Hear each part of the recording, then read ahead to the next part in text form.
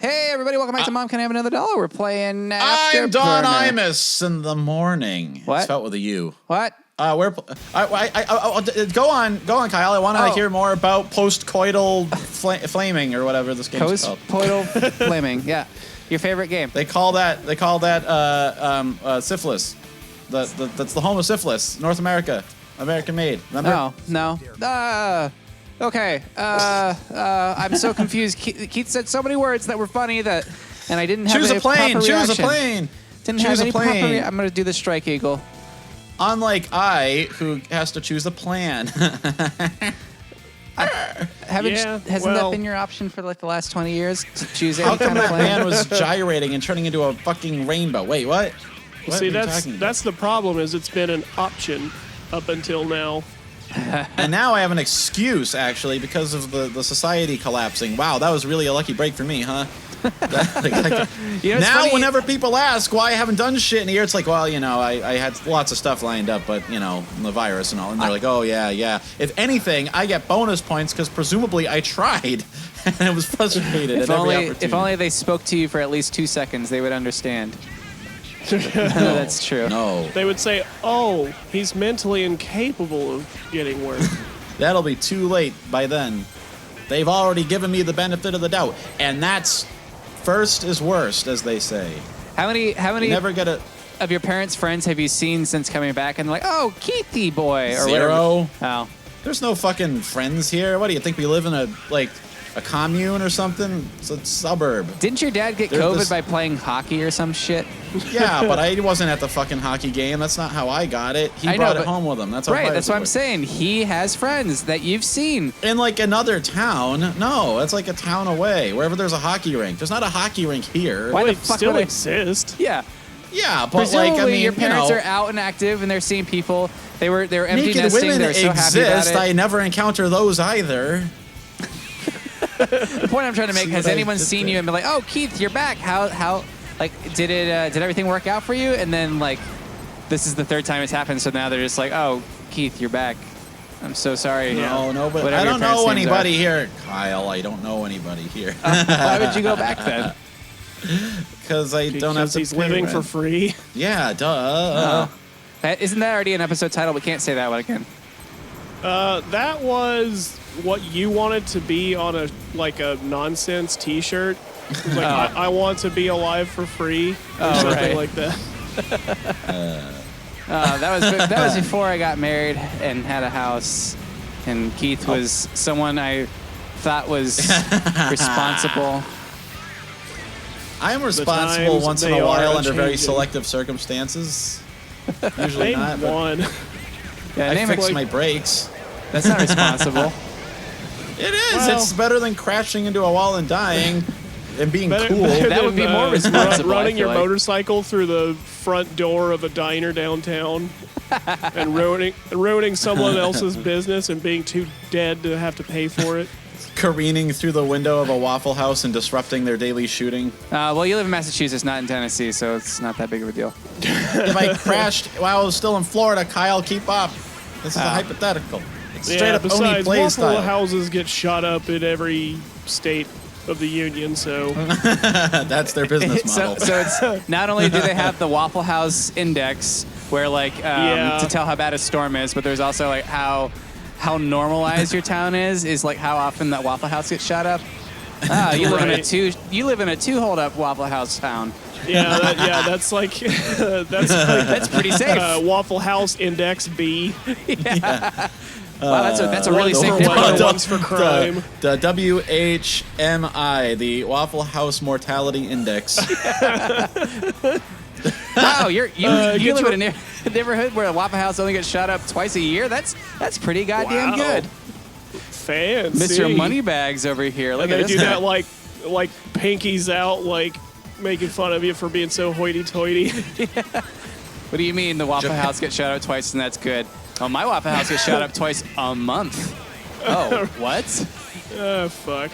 Welcome that's to pretty standard, Tokyo. bro. A city, despite its size, is so safe that a nearby Waffle House has had only one shooting in the past 5 years. Yeah, they give out the morning's Waffle House Mortality Index along with like the pollen count and the daily forecast. Dew point 56. Gonna be another rough one in downtown LA. The Waffle House has been shot up 3 times this morning. Yeah. A road up to known an all-time locally high as 5.6, and like they show kind of like a map of the state and local areas. They're like turning burgundy. They're not quite bright red, but it's getting bad. Yeah. Chuck, I'm standing a block away from a street known locally as No Man's Land, where 2 Waffle Houses are situated directly across from each other. An average of 15 motorists are killed by crossfire a year. It's like a Lewis Black joke from hell. Chuck, we're on the verge of St. Louis levels. Be careful. It's that game Agony, but you digitally replace the vagina monsters with Lewis Blacks that chase you around. I heard about that game for like a second. Yeah, me too. Yeah, I'm just picturing it kind of like the Doomsday Clock, and the hands are ticking ever closer Except it's a to waffle. midnight. Yeah, exactly. Hands ticking over a waffle-shaped clock. With a skull at the top. 2 minutes to Waffle House. Oh man, I always wanted to make a song about like how the Waffle House Index, because like I feel like not enough people know about that. In case you're listening to this and you hear it, you've heard us mention the Waffle House Index a dozen times now. If you weren't aware, there's an actual recognized, I think it's by, not the CDC, but whoever it is, FEMA. It's actually recognized by FEMA that if the Waffle House is closed down during a storm, then you know it's fucking dangerous, because Waffle Houses do not close. And that's a real thing. So, it's like a church, except it's the opposite of a church. Yeah, they mention it in one of the John Dies at the End books, and I thought that was just some bonkers shit that he made up, and then no, of all the weird shit that you hear in that book, that one you can verify. That and the whole Ronald McDonald eating his own guts and crying, that's also real. It sounds like... Well, we've already picked on St. Louis enough this episode. Oh my God! It sounds like an Achewoodism, though, to have Waffle Houses known colloquially as dirty churches.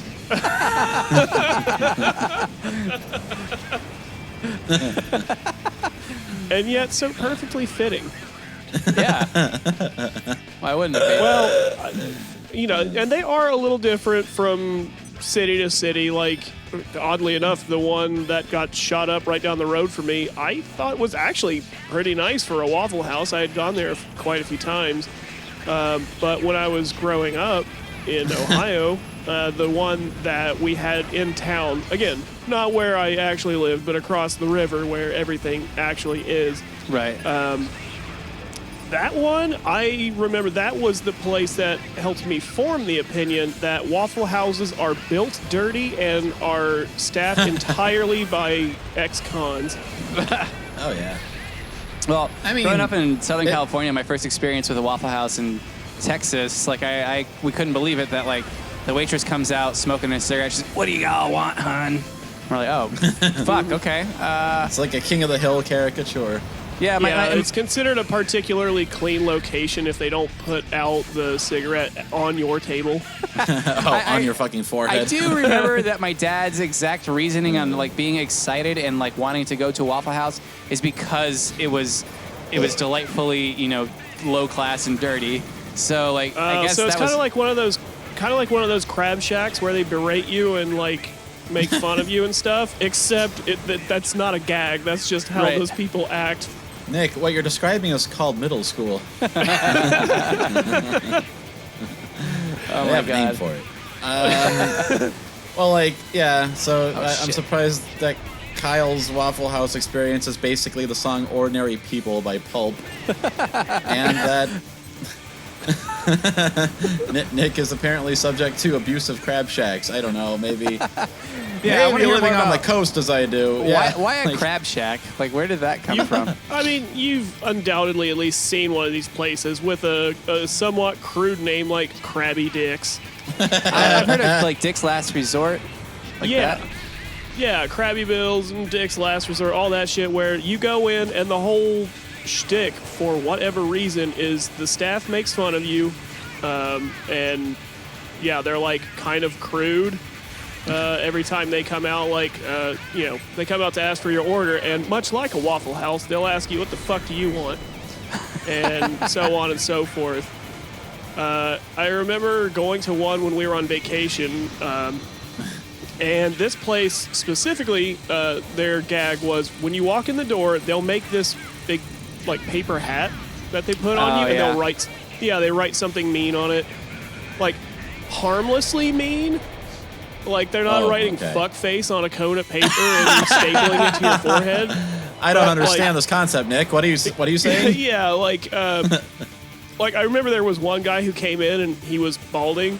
So they made the little paper hat and they actually cut out a hole like on the top of it, and in crayon they wrote like hair donations and drew a little arrow to it.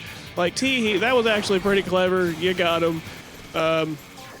But like, they write whatever the hell they want on these hats when you walk in, and you wear them while you eat and everything. And on mine, they wrote virgin. Oh. And I was like, got him. I was like, you got me, but dude, I'm 12. Not a virgin would be a better burn, honestly. Yeah. Fuck his teacher. Yeah. Future In high school parentheses, dropout. his teacher's a dude. Like, in parentheses, math teacher. Yeah. Yeah. Suck the dick history for an A teacher in with algebra. a frowny face next to it. This sucking dick got his high school diploma or something. Oh, boy. See, Nick, I don't understand why. Social studies. If they're going to give you the job of writing insults on someone's clothes, I can only immediately assume the goal is to really size them up. Keith, we just discovered a perfect job for you, a perfect career. No, we just discovered it's not a good career because I misunderstood the idea is to be harmless. I was just saying, I'm like, all right, you're supposed Just to write size these guys, $20 write word custom and no one's insults. gonna understand what the fuck you're talking about, but you'll chuckle to Catamite. yourself. Lots of 12-year-old boys are going to have catamite hats on this one. Each and every fucking one of them in the restaurant, they're like, Keith, you gotta vary it up. Like, no. You don't seem to understand why this is funny. No, nobody understands what the fuck a catamite is, you dipshit. They have Google, they have smartphones, fucking look it up, and then like... That's it. And then, like, you get told one too many times you can't do that anymore, Keith. So then you just start misspelling it Kyle, slightly. the problem is, it'll work for a little while, but eventually I'll have to honestly reply in job interviews that I was fired from Krabby Joe's or whatever the fuck. No, you won't. Yeah, I mean... They know how to look that up. I can't imagine being a manager there is anything but a complete shit show, because if somebody does something like that, how do you give them like a write-up on paper or something when their job is literally to write something insulting on the hat? Do they have a hat. Like, do they have a handbook that explains, like, obviously you can't write fuck words on somebody's apparel when this is a family restaurant, but fuck. like, damn. Hey, look, it's my career trajectory. Yes.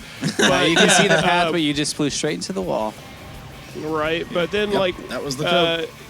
Where's the big book of words you're not allowed to use? Kind of like we had the we talked about it before, the grimoire of Keith's no words for this show. Yeah. the forbidden grimoire. Yeah.